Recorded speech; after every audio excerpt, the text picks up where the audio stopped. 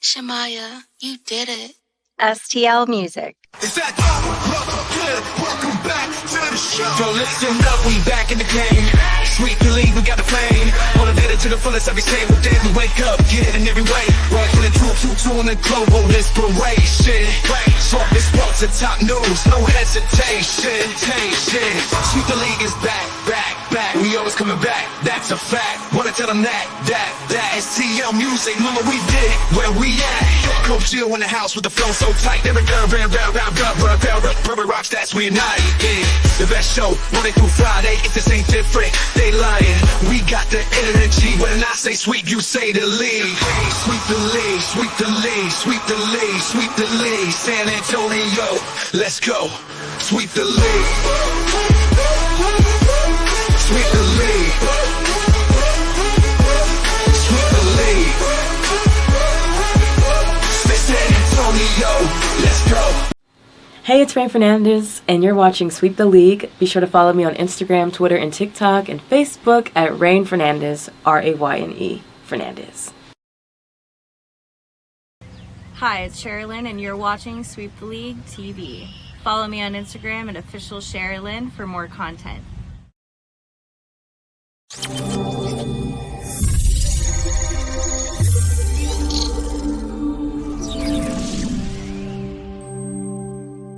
One.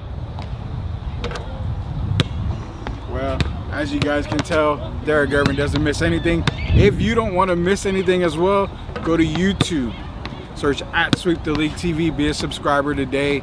We're giving away a bunch of prizes and stuff. Be a subscriber today so you don't miss, just like Derek never misses. Subscribe to Sweep the League.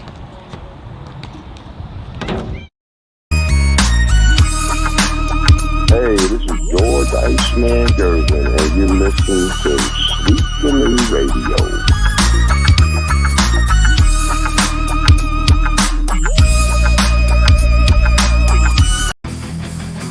Sweep the League TV, where legends collide. If the Cowboys fall short, we'll still ride the tide. Like Jordan in the clutch or Brady's last play, we bring the fire, keeping fans in the fray.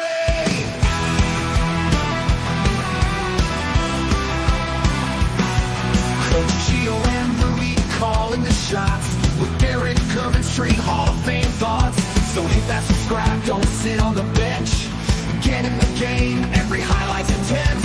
The live stream's on, tell your friends don't delay. Like Kobe in the fourth, we're here to play. Sweep the League TV, where greatness resides. From the blogs at the drives to my heart's on the rise. We're all in on sports, NBA, CFB, and more for fans. By fans, it's the show you'll adore.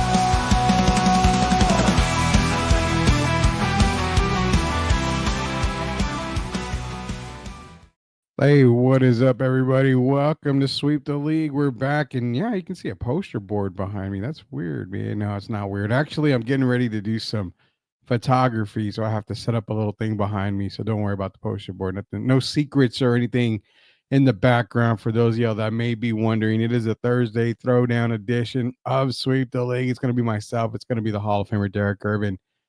Getting into some NFL news. You've got some coaching news that we're going to talk about. Something that we mentioned actually on Tuesday night with Derek and Coach Gio involves Mike Tomlin.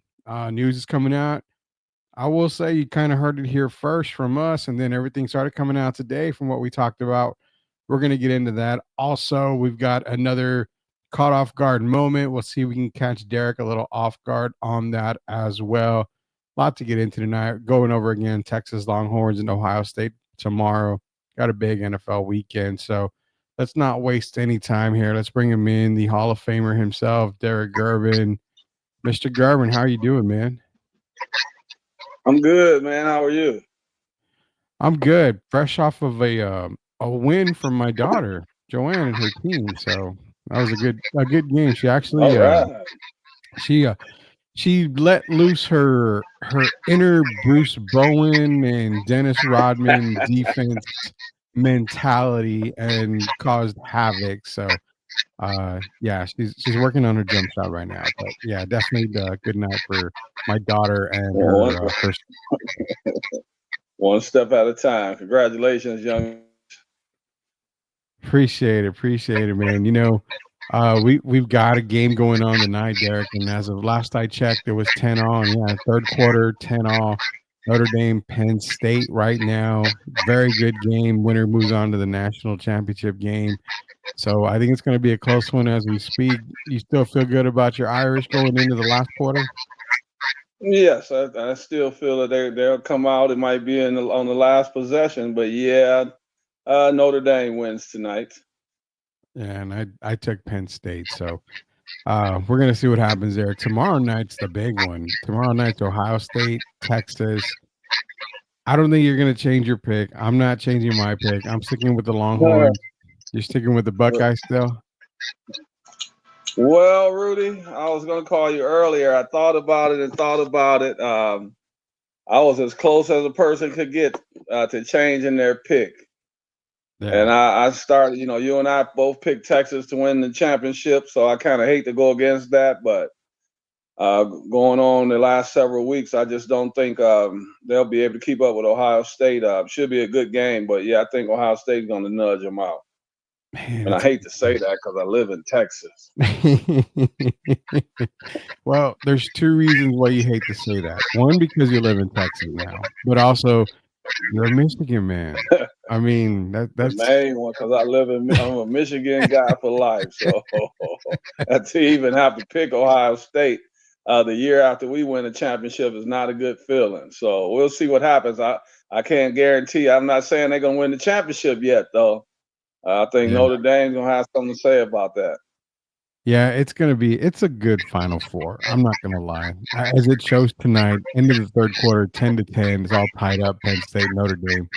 It's going to be an amazing Final Four here for the college football playoffs. Ray Dean is in here. Lakers, 40 more wins. Told you, AD is MVP. Don't hate. So I don't think we were hating on AD at all. I mean, Ray Dean loves his Lakers. We got to give him his love. Wait a minute. Let me read that. It says Ray Dean's 40 more wins. It says told us that AD is the MVP. Is he talking about 2025, 26 or this year? Apparently this year, I think, is what he's talking about.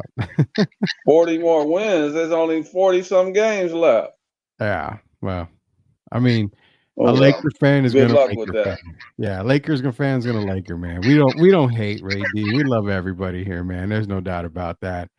We love everybody here. You want to support your team. I give Tim the spotlight all the time when he plays Pluto Blue Devils because he always gives me crap about the Blue Devils and the Tar Heels. So, nonetheless, man, Derek, we're going to start with NFL news now.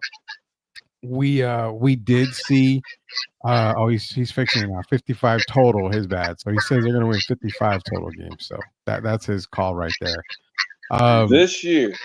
This year he's calling 55 wins. Is what he's saying. 55-27. Oh my goodness. All right. Well, good luck with that.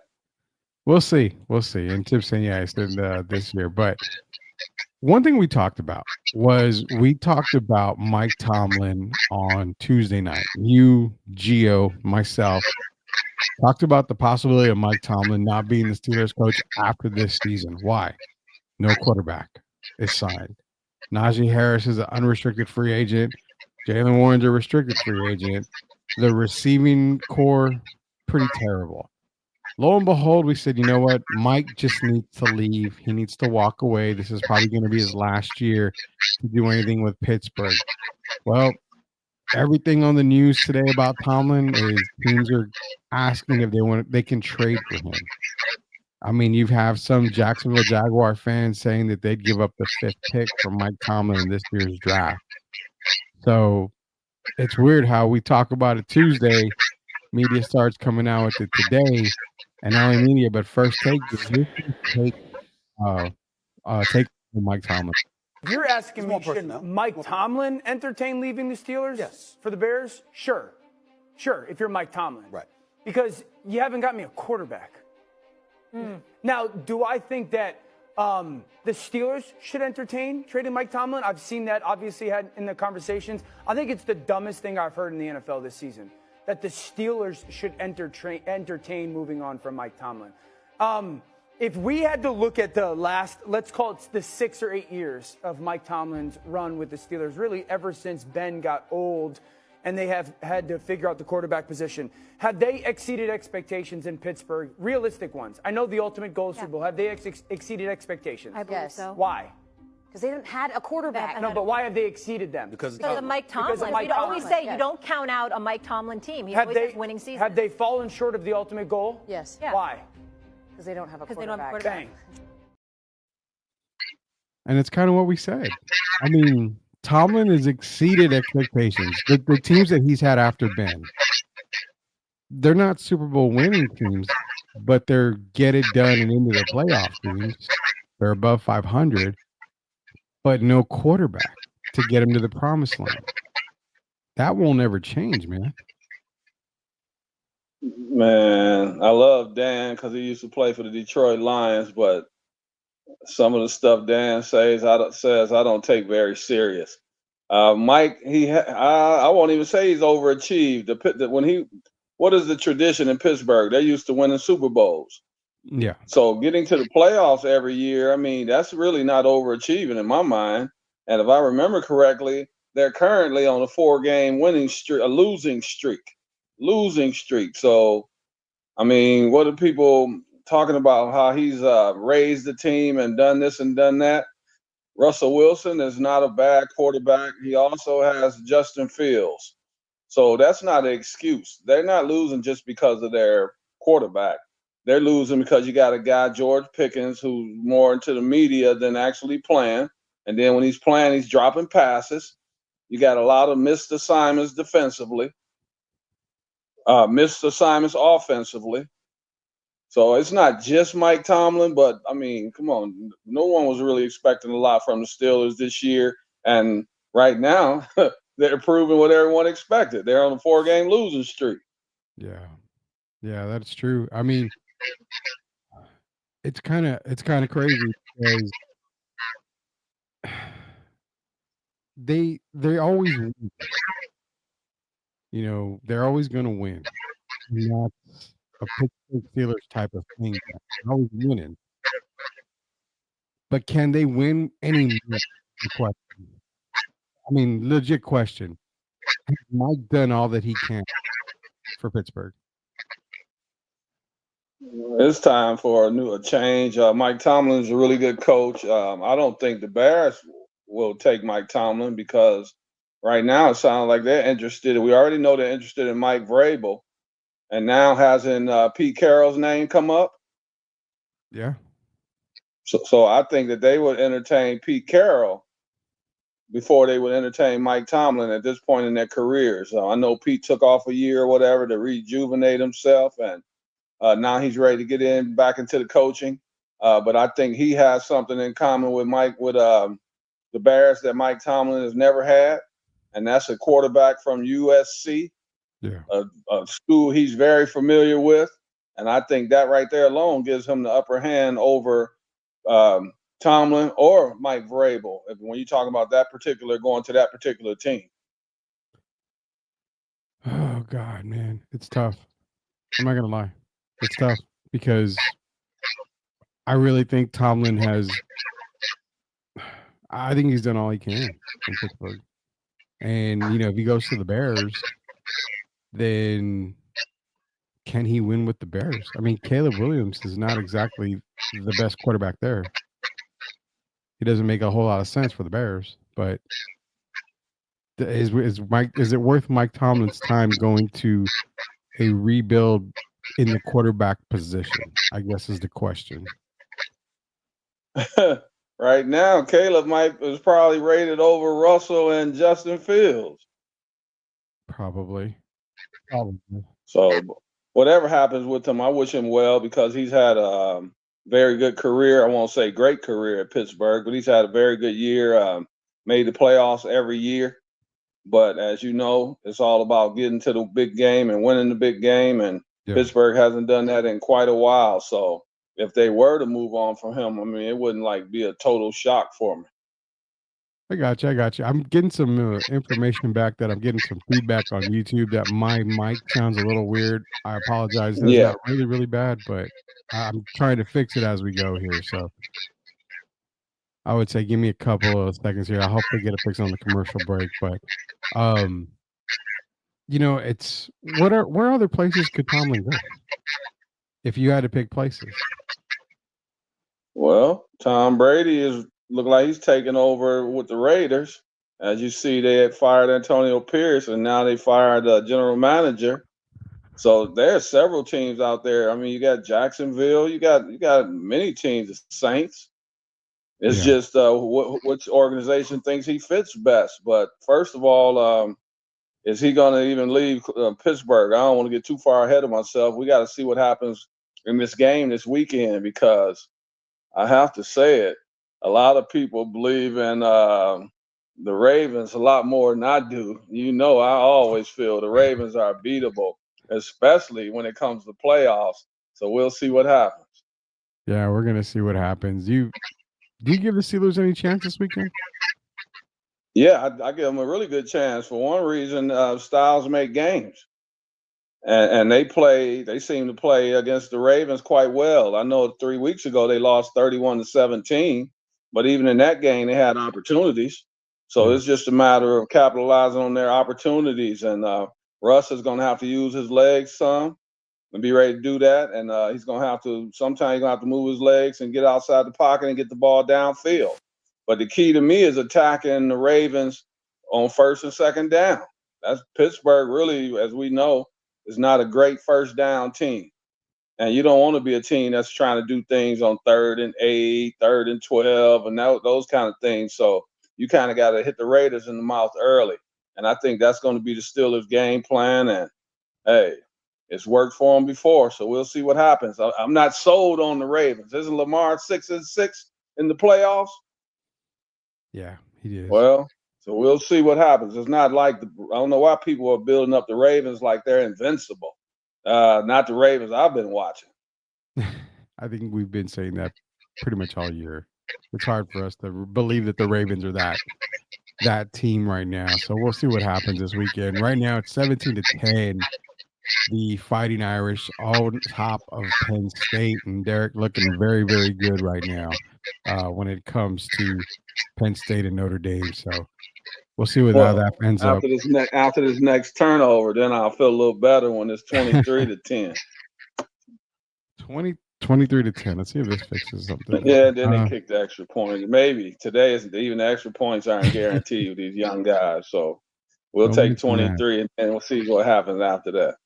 I'll say, don't mention that to anybody in Texas, because their Longhorn kicker has been kind of bad this year, FYI. So, yeah, I hope you remember that for the next game, because I think he's going to be needed more often than people think. So he better be on his A game, because it's not like I don't think they're going to be running up and down the field freely against this Ohio State defense. So the kicker he might be the one that might have to decide the game. I'm going to put you on the hot seat real quick before we go to a commercial break. If you're Sarkisian, you have the ball, say it's 4th and goal, you're on the 3. You know what? You're on the 10. And it's 4th and goal. Game on the line. Do you trust your kicker enough to kick that field goal? On the 10-yard line, they got it. Yeah, because I would think that would be the smartest play playing against the Buckeyes. If they were playing against a different team, I might say no. But since it's Ohio State, and I know how vaunted that defense is, I would say, yeah, you have to be able to trust your kicker. And if it's the 10-yard line, yeah, I'm hoping that he can make a 20-some yard field goal. What's your limit? For the Texas kicker, honestly? Yeah. Anything past 35 has been questionable. So even if it's, 4th and 5, 45 seconds in the game, you're down by 1, and you're on the 35, you would go for it at 4th and 5, or trust him at that moment, knowing the game's on the line? At the 35? Yeah. You're talking about over 50-yard field goal attempt. Stop that, Okay, so Rudy. you don't trust him over 35 yards?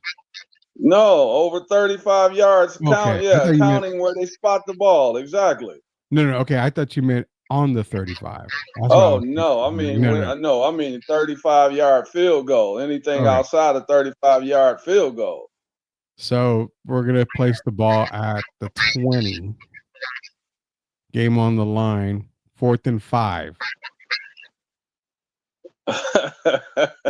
Yeah, 44 seconds. Now here's the question. I have to call timeout first because I got to see: am I inserting Eli?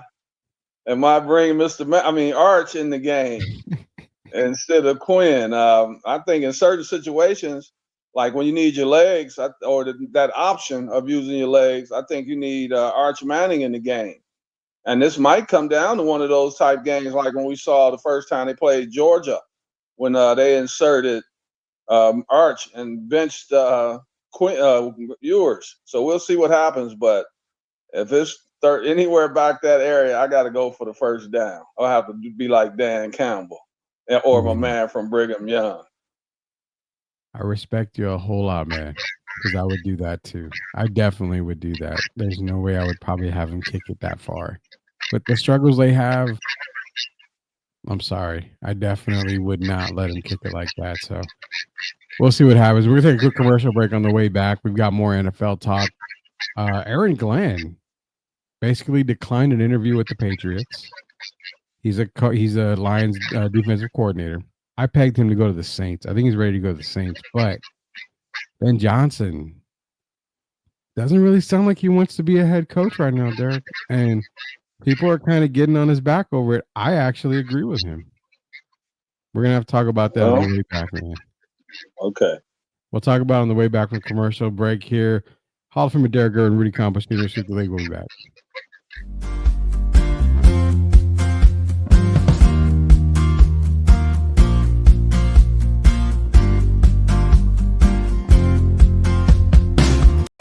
Are you looking for a contracting company that gets the job done right the first time?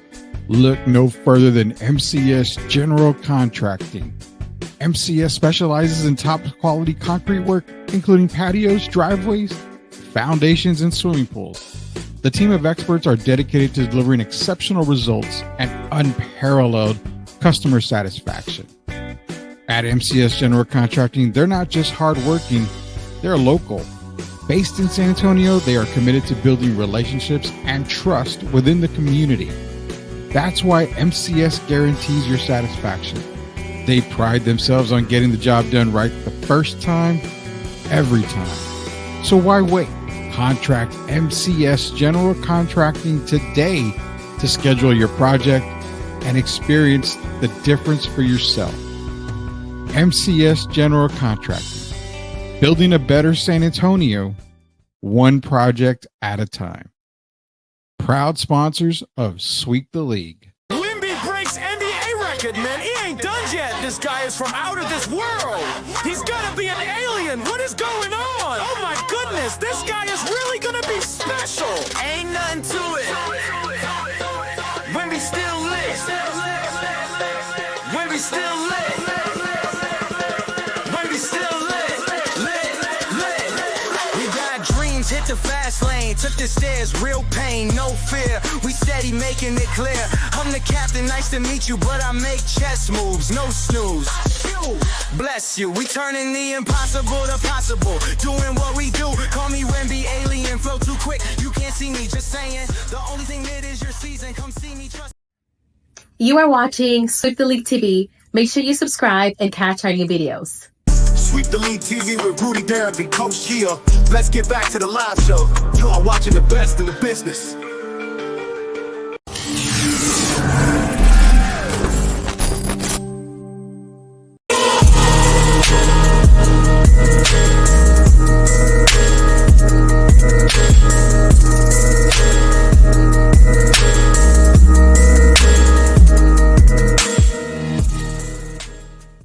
All right, welcome back to Sweep the League. Interception, man. I saw it. Score 17-up, 17. I'm not even watching, but I'm trying to bring them luck, but I know I'm keeping up with the game, man. It's sad. 17-0, man. It's Penn State, Notre Dame. Again, apologize for the the side on my side, the mic, I'm having a little bit of issues, but we'll try to get it fixed out. If not today, I'll get it fixed by the end of by the next show tomorrow. So, but yeah, Holler from a Derek and Rudy Campos Jr. We left it talking about Ben Johnson. I got a video on Ben Johnson. Here's what he was saying at the press conference that he's got. There's a lot of things that go into it, a lot of reasons and dynamics that play a part. Something that really resonates with me is, okay, 8 openings this past year. What would you set the over-under in 3 years? How many still have jobs? I'd put the over-under at 4.5. I would say there's a good chance 5 of them are out of jobs in 3 years, you know? And so when I look at it from that perspective, if I get the opportunity to go down that road, it's about how do I get to that second contract? How do I set myself up that the stars need to align? I'm not going to do it just to do it. I love what I'm doing right now. Love it. I love where I'm at. My family loves where we're at. Love the people that we're doing it with. And so I'm not willing to go down the other path yet unless I feel really good about how it's going to unfold. You got Ben Johnson, man. And I don't disagree with him, Derek. I think he has the opportunity to get a head coaching job somewhere. He'll wait on it. There's no good thing out there for him to take it. There are some good teams out there to take, but the difference is, will the team give you a chance to build your team? Aaron Glenn should be listening to his interview and copying it, plagiarizing it, basically, because I hope that's how he's thinking as well. Some coaches, I heard Ben say 3 or 4 years, but we've noticed lately there's been some coaches only get 1 year. And we just saw 2 of them with Antonio Pierce and Mr. Mayo. So it's got to be the right situation today. We look what happened to Mr. Peterson. What did he get, 3 years? Yeah. So you just got to make sure it's the right situation, man, and probably a team with a good history. And that's what it's going to take, I think, now for these coaches to leave a good program that they're already with as a defensive coordinator, offensive coordinator, and uproot and go somewhere else.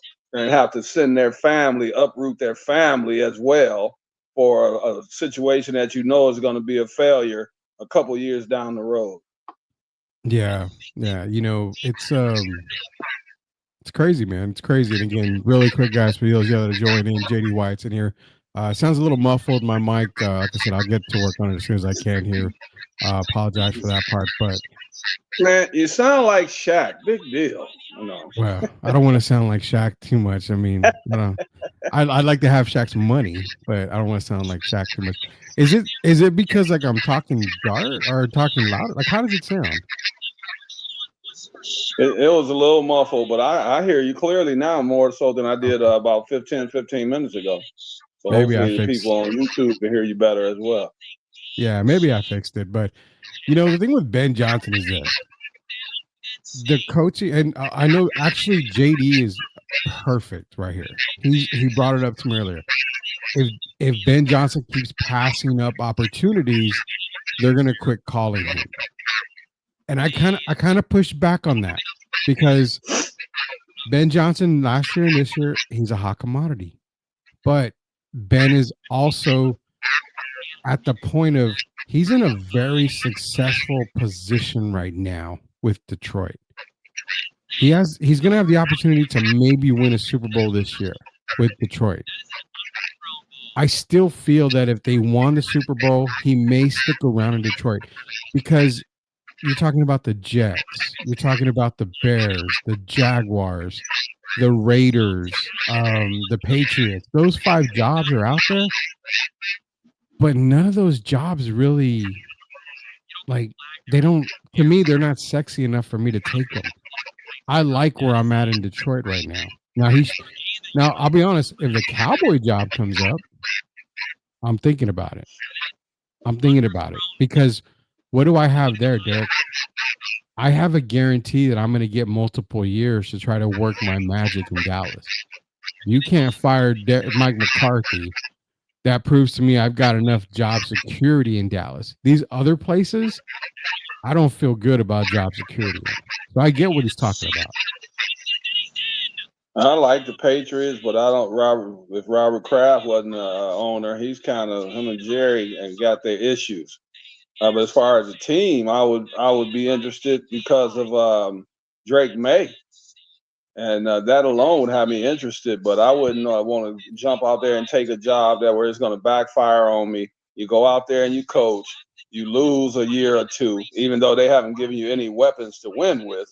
You lose, and then now all of a sudden that's affecting you getting a coaching job in the future, a head coaching job. And I still think that's so unfair, man, how they did Antonio Pierce. They blindsided the man. They knew that coming in, they didn't have a chance to do anything with that roster. And then they fire him, and now it's going to make him harder to get a head coaching job elsewhere as we move forward. So, and that's kind of what I wanted to ask you. The pushback that I have on is it okay for Ben Johnson to wait? Because you just said it. The possibility of him getting fired because maybe they don't surround him with talent will affect him getting another head coaching job somewhere else. Well, sadly, I hate to say it, Rudy, but that's what our show is about, honesty. He'll get a better chance than some other coaches I just named. He'll get 3 years to try to work his magic. I'm tired of these what token interviews or whatever they want to call them. That's what I'm calling them. Where you bring these coaches in like a Aaron Glenn, and then you give him, it's like you're setting him up for failure, and you know it's going to affect him. I'm just being honest, being African American, it's affected these guys as getting jobs moving forward. Maybe we've seen Eric Bieniemy. What's happened with him? Yeah. This isn't the first time. We've seen guys like Marvin Lewis who were winning coaches and couldn't get a job after. So I just hope Aaron Glenn makes the right decision. It seems like Ben Johnson's on the right path, and I'm really glad that he's honest about it. He's kind of cleaning it up a little bit, not saying some of the things he probably really wants to say, but he's on the right path.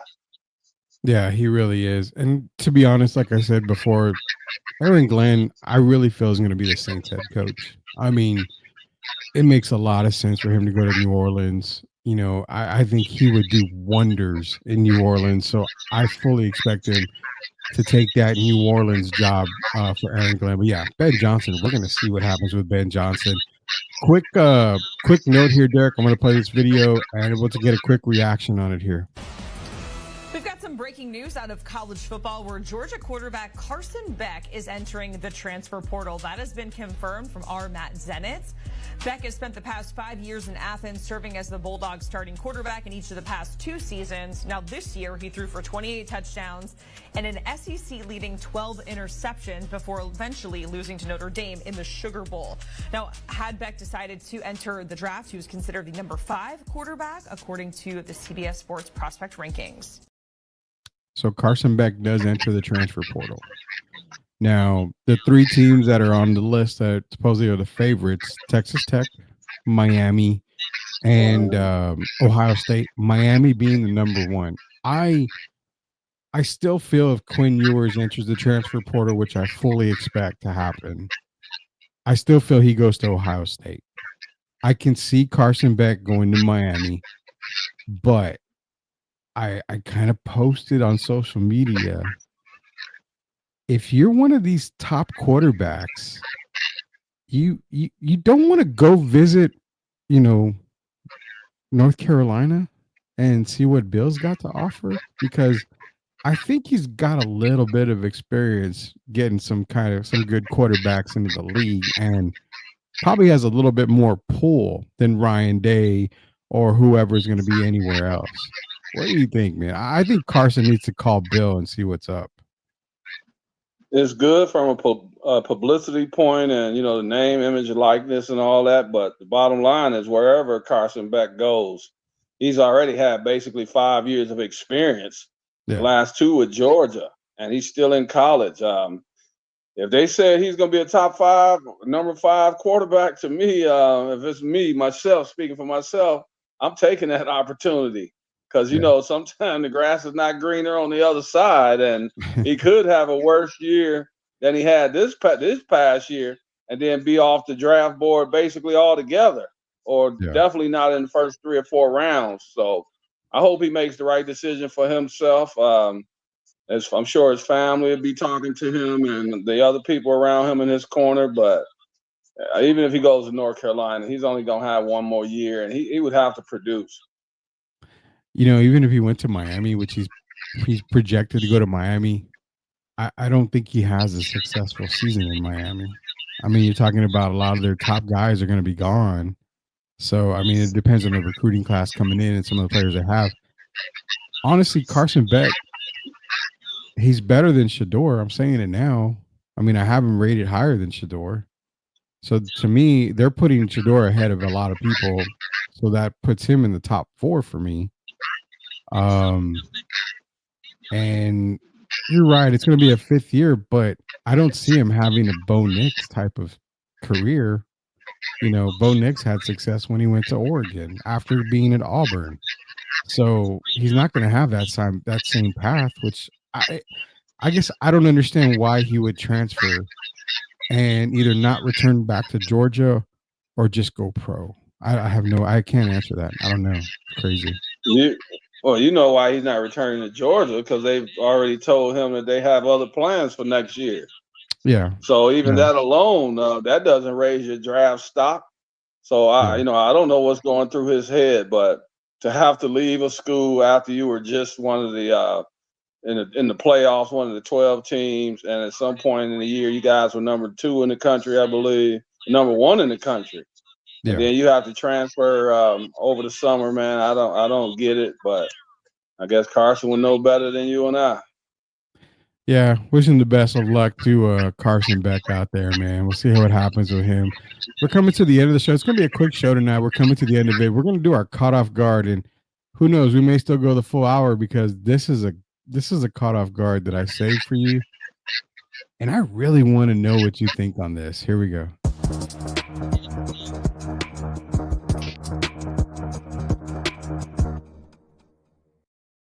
This is from our boys over at Chilltown Hoops. And do you think that there's going to be another guy to score 40,000 points in your lifetime? Yeah, I do.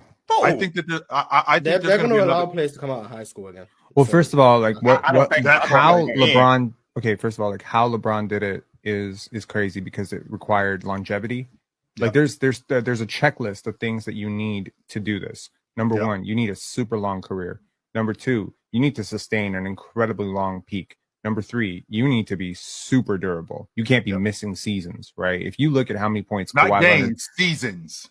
Like you can't be missing a quarter of a season. Like this is a marathon. You got to keep up, right? Like you got to be like that Mikal Bridges type of durability to do this, but like 10 times Mikal Bridges' skill. And you got to be in a high octane offense that produces a lot. I don't know if Jason Tatum has a chance, but the way that guy's shooting threes right now, the fact that threes are going to continue going up and up and up. I mean, you could be part of like a really high octane offense and maybe just by osmosis. I don't think you're ever going to see anyone do it like LeBron did it, but you could see a guy like Luka if he plays long enough. I just don't think Luka's going to play long enough because I don't think he takes care of his body the way LeBron did. So it's like it's really rare, but I think you don't have to quite get to LeBron to get to LeBron if you get what I'm saying. So 40,000, Derek. Now, I started thinking you've got records that'll never be broken. Nolan Ryan's no-hit record. Nolan Ryan's strikeout record. I mean, there's Joe DiMaggio's hit streak could be broken, but it's almost impossible to get to that point. I mean, the 40,000 mark. Do you possibly see a player? Do you think somebody can play that long, score that much, and be that durable to get to 40,000? That's a tough one for me. I don't even know today if guys want to play that long. We got a lot of guys that are injury prone, and it's possible someone comes along in the next several years that's possible, but I don't know because we don't know. That's the man above. We don't know who's going to have durability. LeBron can be as durable as he wants, but if it wasn't the man above, it has all the power. So the 40,000, I think is reachable. It's but it's going to take, like you said, you're going to have to be having some hell of a years, and you're going to have to be durable. That's a heck of a milestone, but somebody can reach it with the 3-point era, but the guys that are playing currently, I don't see any of them. KD has the best chance for me, and then like you said, Luka. But I don't even know if those guys want to play that long today. So I would say right now, no, it's not an attainable goal. I'm going to throw a player out there, and you tell me the percentage, 100%, but he can get there. The only player that came to my mind, and it's not Victor Wembanyama, to be honest with you. Shai Gilgeous-Alexander. What is the possibility on a percentage, on a scale that because he's going to be averaging 30 points already for the third year in a row. Relatively young guy still. So, I mean, he's not often injured either. So, he was the only guy I figured may have a chance. I kind of say maybe on him. Yeah, I don't even know if Shai. One thing, Shai is a guy that's already grown his brand, and I don't even know if he'll stay hungry for 22 years. It's only been how many people even played 20 years? You got Vince Carter, Robert Parrish is only a handful, less than a handful. So Shai, at the pace he's at right now, he could do it, but that's so far down the line, man. When you talk 22 years, that's something not many people will ever be able to accomplish. That's almost as hard as it is to get in the NBA, to play 22 years. So, yeah, I wish Shai well, but that's a long way down the road. Long, long way down the road. Yeah, he was really the only one I could think of. Locked on Spurs. Jeff Garcia has another caught off guard question for Derek Gervin and I. The Spurs' current losing skid is a bump in the road or a sign of something bigger. What are you thinking about the current losing skid? You blow it to Denver in overtime. You lose the lead to the Chicago Bulls, and then you lose to Milwaukee. You just get bombarded by Milwaukee. Is there something to worry about there? I mean, you started hearing Chris Paul, even Victor is saying they deserve to lose. They don't deserve wins because they're not playing good. And is there a bigger concern from an NBA aspect, from an NBA player aspect? Is there bigger concerns to worry about? Yeah, it's a bigger concern if you have really high expectations this season. You and I predicted for them to win between 30 and 35 games. Yeah, I had them at 30. So right now they've overexceeded that, but as the season goes down to the second half, you got to look, Rudy. Teams are going to be playing really, really hard, just like the in-season tournament. And the reason they're doing that is because if you look between, I believe, the 4th seed and the 12th seed or 13th seed in the Western Conference, look how jumbled it is. And it's the same in the Eastern Conference, I think, from 4 through 12. So teams are going to be going all out, and they're going to be doing that the rest of the season. Teams are trying to get in good standing before the trade deadline. And for the Spurs, they still don't have the knockdown shooters that they need. And, of course, they only have one superstar. And I do consider Victor a superstar. Yeah. But they only have, if you look at Victor, take him off that team for about 3 weeks. How many games you think they win, Rudy, if they play 10 without Victor? 1, 2. Well, so yeah, it's a bigger concern. So they have to surround him with a better supporting cast, I'll say. And some people say Jimmy Butler. I've heard his name, but this year I told you already, the guy I think they need more than any right to start it off would be De'Aaron Fox, and I still think they need another wing player. I don't think Harrison Barnes is the answer, to be honest with you. I think they need an athletic young guy who can get up and down that floor, like a Brandon Miller type player. Yeah, I think that's what the Spurs are missing, and outside shooting, of course. Would Zach LaVine solve that problem? To hurt all of it. Zach is another one. We've already went through the Kawhi fiasco. You don't want to go through now with Zach LaVine. He's a very talented player, but Zach's in and out of the lineup too often, and that's been over the last several years. It hasn't just happened, and I don't think the Spurs need to be looking back right now. They need to be looking at someone who's durable. You even got some guys in like New Orleans that I think could help them. You know, this guy by the last name, what they call him, the third. Oh yeah. Trey Murphy. Yeah. And even Herb Jones. I A wouldn't guy mind like Herb him. Jones. Yeah, a guy like Watson in Denver. Yeah. Guys like that, I think they need that 3-and-D guy, and I think that's what they're missing. If you look at it, I like Keldon, but Keldon is not that 3-and-D guy. They need a guy about 6'7", 6'8", can do a multifaceted guy, kind of like a Josh Giddey type guy, but a guy that can shoot that ball when necessary.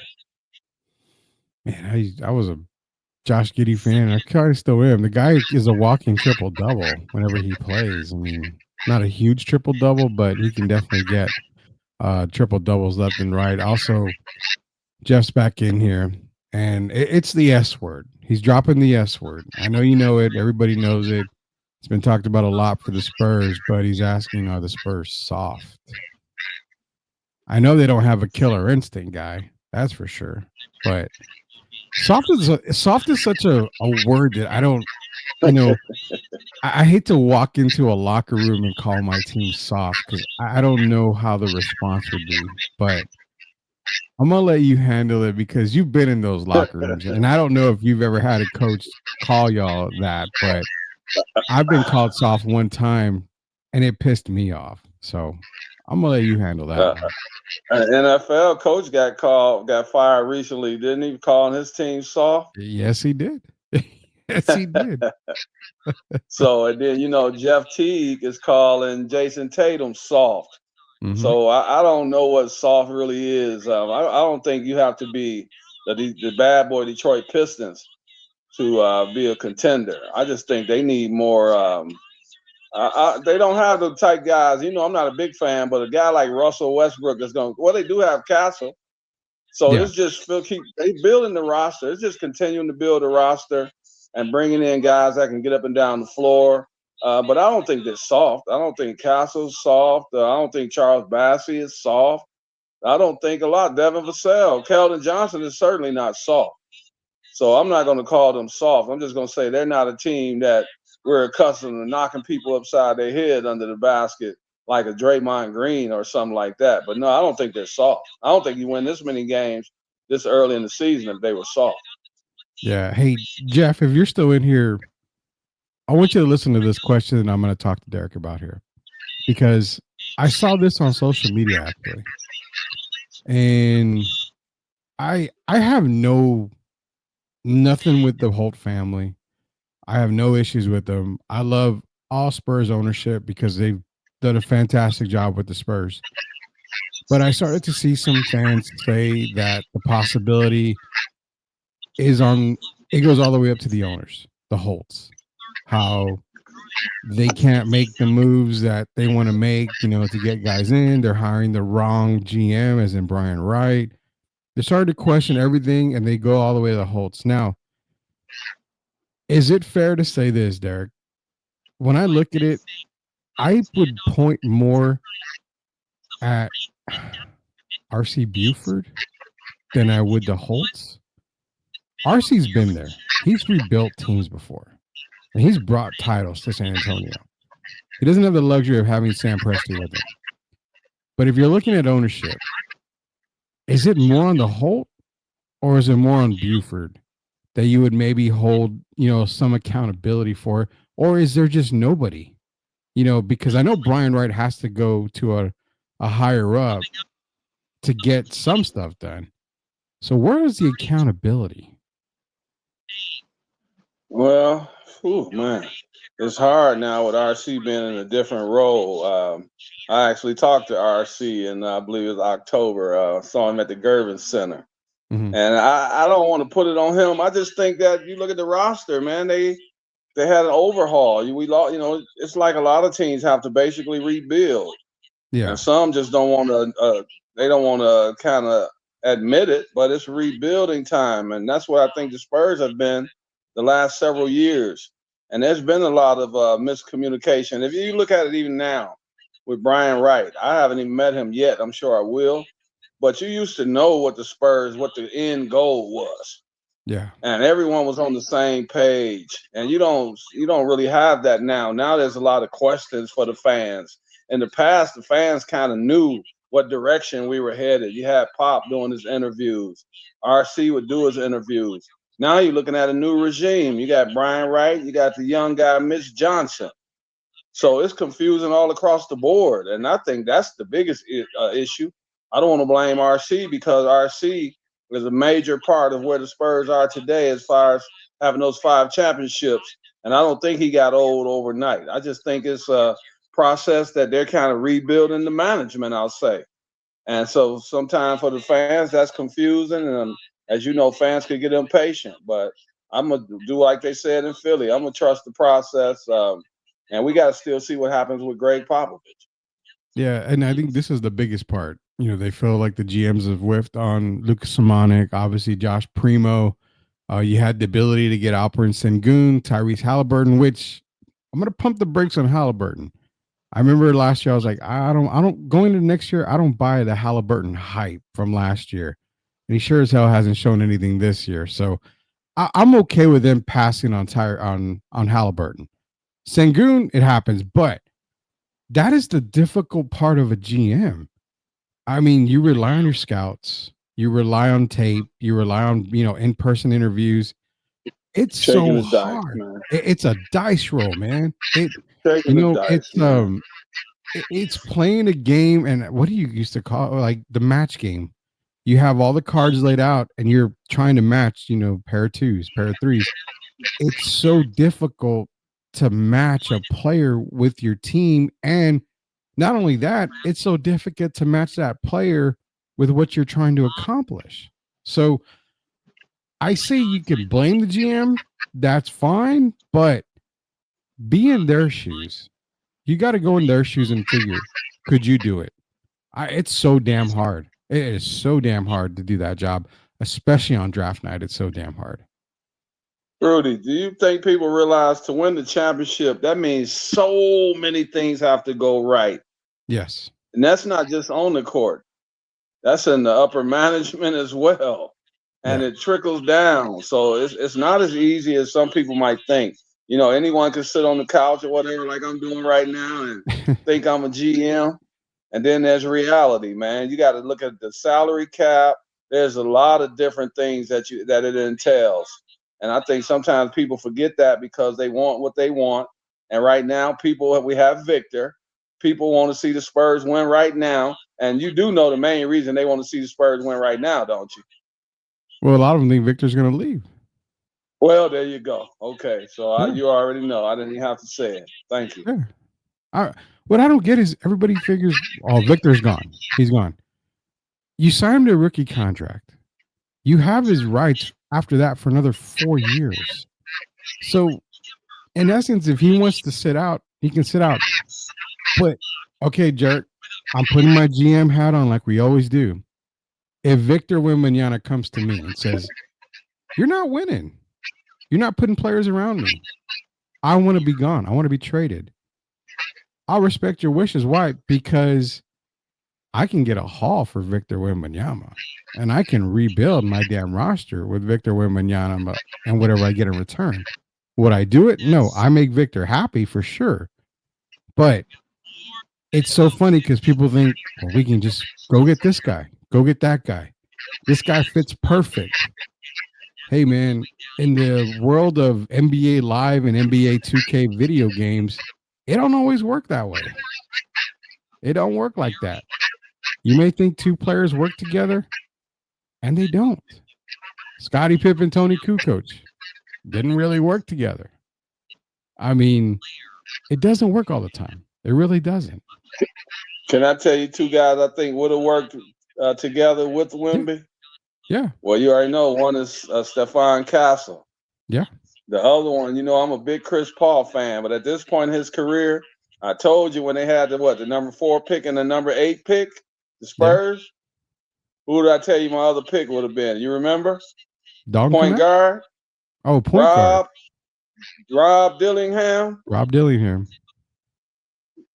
I think those are the kind of guys. Think about Rob Dillingham, how young he is and how athletic he is and how fast he is. And it's kind of like De'Aaron Fox. Picture him getting up and down the floor with Victor Wembanyama and Castle and those guys.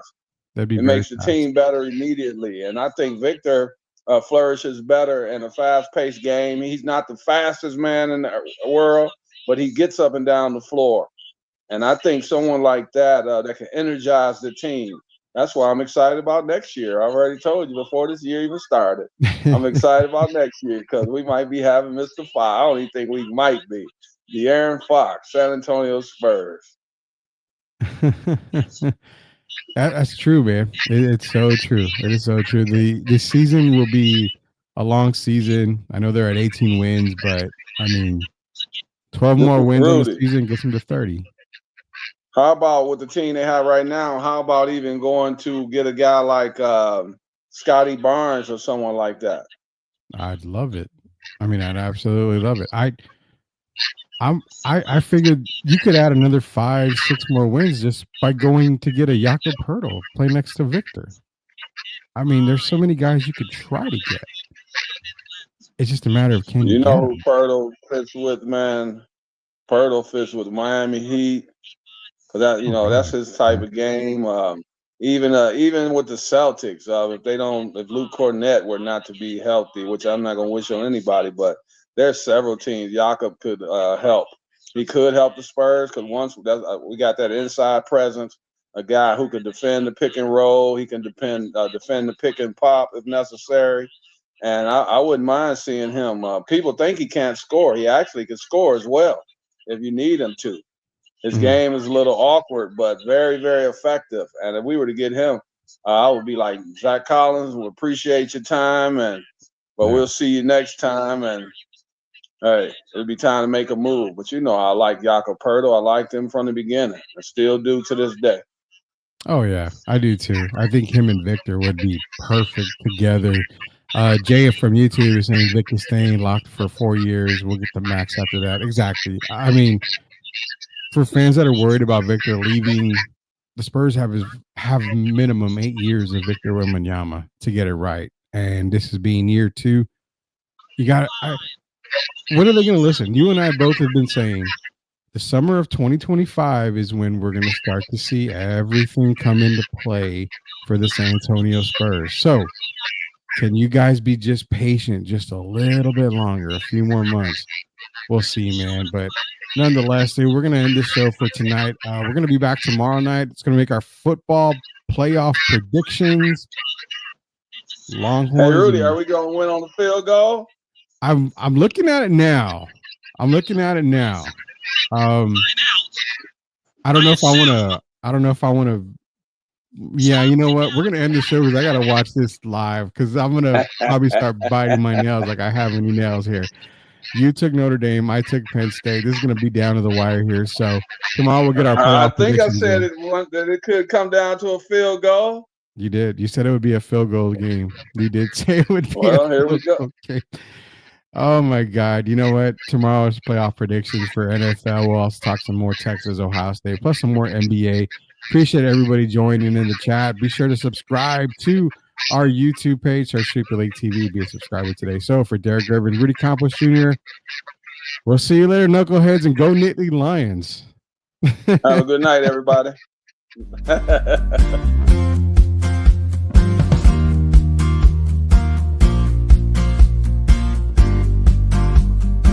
Are you a hockey fan looking for the latest on the Edmonton Oilers, Pittsburgh Penguins, and NHL news of the week? Barry and Carson Best bring it all to you on the Best Boys Center Ice podcast. They break down games, provide insider updates, and keep you up to speed every week. Don't miss out. Subscribe now and join their hockey family.